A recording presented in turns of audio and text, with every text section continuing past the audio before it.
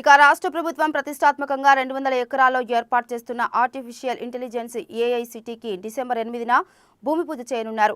ఇక్కడ 10 లక్షల చదరపు అడుగుల విస్తీర్ణంలో విశాలమైన కార్యాలయాన్ని నిర్మించడానికి ప్రపంచ వాణిజ్య కేంద్రం అసోసియేషన్ ఇప్పటికే ముందుకొచ్చింది. భవిష్యత్తులో తెలంగాణ ఏఐసిటీ ప్రపంచానికే ప్రతీకగా నిలుస్తుందని, ఏఐలో ఆవిష్కర్తలకు నిలయంగా మారుతుందని ప్రభుత్వం బలంగా విశ్వసిస్తోంది. ఐటీ ఎగుమతుల లక్ష్యాలను వేగవంతం చేయడంతో రాష్ట్ర ఆర్థిక వ్యవస్థ ద్విగుణీకృతమవడంలో ఏఐసిటీ దోహదపడుతుందని, మున్ముందు కొన్ని వందల కంపెనీలు ఇందులో తమ కార్యకలాపాలను ప్రారంభించడానికి ఇది తొలి అడుగుగా సర్కార్ భావిస్తుంది. ఏఐసిటీలో cyber security, quantum computing, data అనాలిటిక్స్లో సెంటర్ ఆఫ్ ఎక్సలెన్సీలు కూడా రానున్నాయి.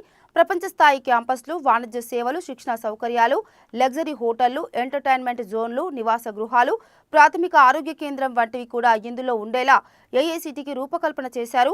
కాంగ్రెస్ ప్రభుత్వం ఏర్పాటై ఏడాది పూర్తి కావస్తున్నందున ప్రజాపాలన, ప్రజా విజయోత్సవాలు 2024లో భాగంగా ఏఐసిటీకి భూమి పూజ చేయాలని ప్రభుత్వం సంకల్పించింది.